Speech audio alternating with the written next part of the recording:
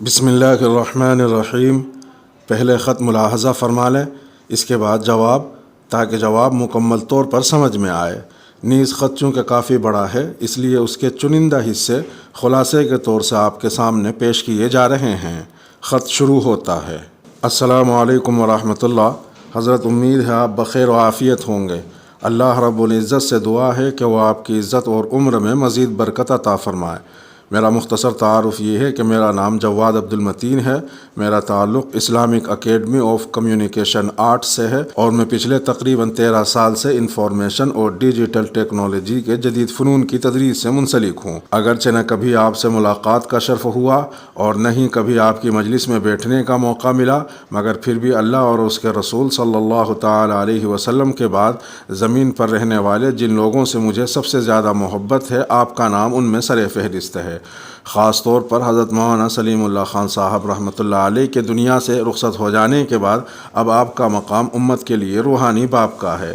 جس اخلاص اور للہیت سے آپ نے پوری عمر دین کی خدمت کی ہے، اللہ رب العزت کے یہاں اس کی مقبولیت کی ایک نشانی یہ ہے کہ اس وقت عوام و خواص میں جو عزت و مقام آپ کو اللہ تعالیٰ نے عطا فرمایا ہے وہ کسی اور کے پاس نہیں ہے۔ بلا مبالغہ اس وقت آپ کا شمار امت کے اکابر علماء میں ہوتا ہے۔ جو حضرات آپ کو جانتے ہیں وہ آپ کے وسعت علم و حکمت کو سمجھتے ہیں اور اس بات کا ادراک بھی رکھتے ہیں کہ اس وقت آپ کی مثال ایک ایسے دروازے کی سی ہے جس نے امت میں بہت بڑے بڑے فتنوں کو جاری ہونے سے روکا ہوا ہے۔ گویا کہ اگر اس دروازے کو کھول دیا جائے تو امت ایسے فتنوں کا شکار ہو جائے گی جو ہلاک کر دینے والے ہیں۔ اسی لیے اللہ رب العزت سے دعا ہے کہ وہ آپ کی عمر اور صحت میں برکت عطا فرمائے۔ اس وقت آپ کو یہ خط لکھنے کا مقصد آپ کی توجہ ایک اہم مسئلے کی طرف دلانا ہے۔ یہ ایک ایسا مسئلہ ہے جو پوری امت کو دیمک کی طرح کھا رہا ہے اور اس نے امت کی بنیادوں کو کھوکھلا کر دیا ہے اور امت کے نوجوانوں کو تباہی کے راستے پر ڈال دیا ہے، اور اگر معاملات اسی طرح سے چلتے رہے تو پھر مستقبل قریب میں ہی بہت بڑی تباہی آتی نظر آ رہی ہے۔ اس مسئلے کا تعلق امت میں بے حیائی، فحاشی اور عریانی کے پھیلنے کے سب سے بڑے سبب یعنی جاندار کی ڈیجیٹل ویڈیو اور تصویر سے ہے۔ حضرت آپ سے دردمندانہ گزارش ہے کہ اس مسئلے پر خصوصی توجہ فرمائیے۔ وقت ہاتھ سے نکلا جا رہا ہے اور آپ کے بعد کوئی مضبوط آواز اس موضوع پر بات کرنے والی نظر نہیں آ رہی۔ حضرت مفتی احمد ممتاز صاحب اور حضرت مفتی شعیب عالم صاحب اور دیگر ایسے علماء اگرچہ بھرپور کوشش کر رہے ہیں مگر عوام میں ان کو وہ مقبولیت حاصل نہیں جو کہ آپ کو عطا ہوئی ہے۔ دارالعلوم کراچی کے ڈیجیٹل تصویر کے حوالے سے جواز کو بنیاد بنا کر اس وقت جو کچھ ہو رہا ہے اس کو الفاظ میں بیان کرنا بھی مشکل ہے۔ ڈیجیٹل بد نظری کا شکار اب تقریباً ہر وہ شخص ہے جو اس کے جواز کا قائل ہے اور وہ جدید آلات جیسے موبائل فون اور کمپیوٹر، لیپ ٹاپ وغیرہ استعمال کرتا ہے۔ اس فتنے سے بچنے اور اس کو ناجائز سمجھنے والے افراد کی تعداد اب آٹے میں نمک کے برابر ہے۔ اگرچہ میری دارالعلوم کراچی کے دارالافتاء جب بھی بات ہوئی تو وہاں کے حضرات نے بھی بہت فکر کا اظہار کیا اور یہ بھی کہا کہ ہم نے ڈیجیٹل تصویر کے بیجا اور غیر ضروری استعمال کی بالکل اجازت نہیں دی، مگر آپ کو بھی معلوم ہے کہ عوام کو تو بہانہ چاہیے ہوتا ہے گمراہ ہونے کا۔ حضرت آپ سے گزارش ہے کہ معاشرے میں جنسی ہیجان کو پھیلانے والے اس سب سے بڑے اور خطرناک ذریعے یعنی ڈیجیٹل ویڈیو اور تصویر کے بارے میں سخت الفاظ میں لب کشائی فرمائیے۔ آپ کے نام اور ادارے کا حوالہ استعمال کر کے دینی حلقوں کے اندر یہ برائی جس تیزی سے پھیل چکی ہے، اب اس کو روکنا عام علماء کرام کے لیے بھی ممکن نہیں رہا۔ عرب علماء نے 50 کی دہائی میں اس کے جواز کا فتویٰ دیا اور اس کا نتیجہ آج سرزمین عرب کے نوجوان بھگت رہے ہیں۔ عرب مسلمان نوجوانوں میں بے رہ روی کا عام ہونا، بے حیائی اور فحاشی کا دور دورہ اور مغربی طرز زندگی سے انس و محبت اس کے چند ثمرات میں سے ہیں۔ جاندار کی تصویر کے جو اثرات انسانی ذہن پر ہوتے ہیں وہ کسی سحر سے کم نہیں۔ یہ انسانی ذہن اور اعصاب کو ویسے ہی تحریک دیتے ہیں جیسا کہ اصل میں کسی جاندار کو دیکھ کر ملتی ہے۔ اب جاندار کی تصویر کو دیکھ کر ہونے والی یہ تحریک دنیا کی محبت کا باعث بنے، غیر اللہ کی تاثر کا سبب ہو یا جنسی ہیجان اور بے حیائی کے پھیلنے کا ذریعہ۔ اگرچہ شراب کی طرح اس میں بھی فائدے ہوں گے مگر اس کے نقصانات اس سے حاصل ہونے والے فوائد سے کئی ہزار گنا زیادہ ہیں۔ یہود و نصارہ کے علماء نے مسلمانوں سے کئی دہائیاں پہلے اس ٹیکنالوجی کو اپنے دین کی ترویج کے لیے استعمال کرنا شروع کیا مگر نتیجتاً ان کی اپنی بستیوں سے ان کا دین مٹ گیا۔ پھر اہل زبان عربوں نے ڈیجیٹل تصویر اور ویڈیو کے ذریعے دین کی ترویج کی کوشش کی اور اس کا نتیجہ آج ہمارے سامنے ہے، اور اب ہم جو نہ کہ اہل زبان ہے اور نہ ہی اس ٹیکنالوجی کے موجد اس کو دین کی خدمت کے لیے استعمال کرنے کی کوشش کر رہے ہیں، جس کے نتائج دینی مدارس سے آنے والی خوفناک کارگزاریوں اور معاشرے میں پھیلتی بے حیائی کی صورت میں ہمارے سامنے آنے شروع ہو گئے ہیں۔ اگرچہ یہ موضوع بہت اہم ہے اور اس پر اگر مزید تفصیل بیان کی جائے تو یہ بات بہت لمبی ہو جائے گی، مگر مجھے یہ بھی احساس ہے کہ آپ کا وقت بہت قیمتی ہے۔ آپ سے گزارش ہے کہ ان واقعات پر دو ٹوک اور سخت رد عمل کا اظہار فرمائیے اور اس حوالے سے امت کی تباہی کے ان جدید اسباب کی روک تھام کے لیے اپنا کردار ادا کیجیے، کیونکہ معاملہ اب دین کی عظمت کو بچانے کا ہے۔ محترم جناب جواد عبد المتین صاحب، مزید مجدکم، السلام علیکم ورحمۃ اللہ تعالی وبرکاتہ۔ آج مجھے آپ کا کوئی خط بھی مجھے مل گیا تھا دفتر میں آپ کی جو تشویش ہے اور آپ کی جو فکر ہے وہ آپ کے دینی جذبے کی قماز ہے۔ اللہ تعالیٰ اس میں مزید ترقی عطا فرمائے اور ہمیں بھی ایسی فکر و تشویش عطا فرمائے۔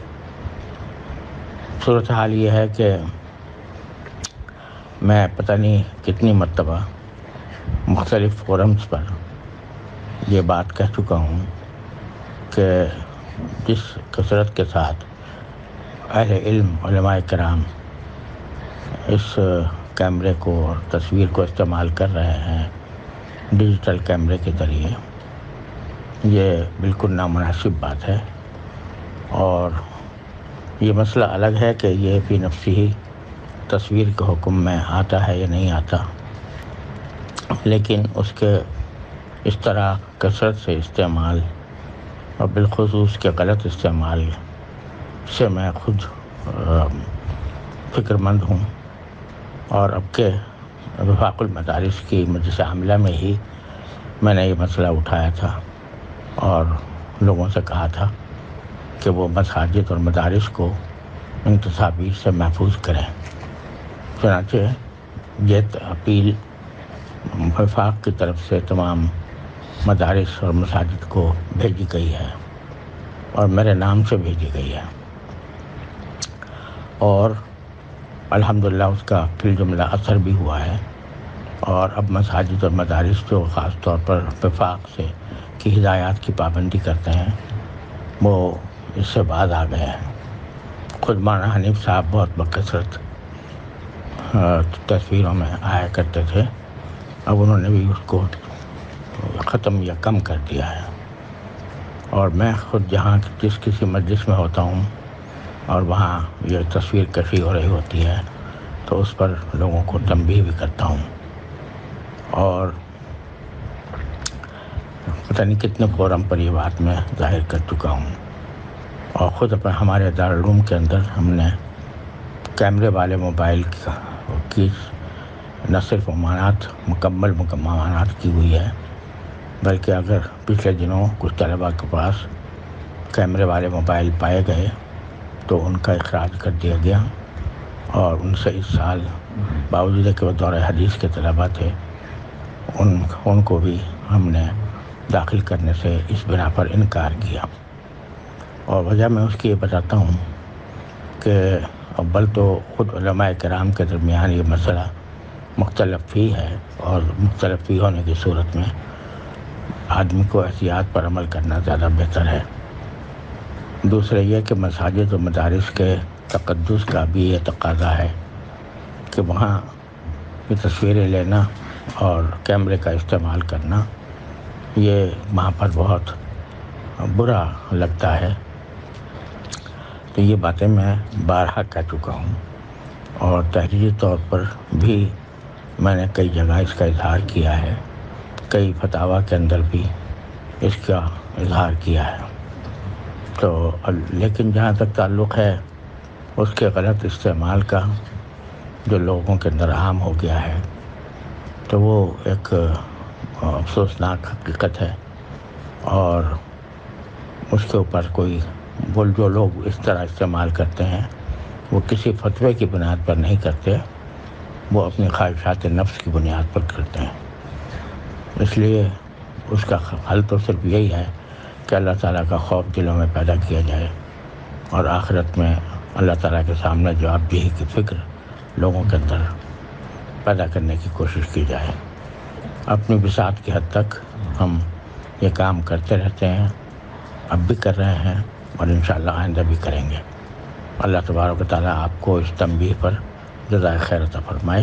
السلام علیکم ورحمۃ اللہ تعالیٰ وبرکاتہ۔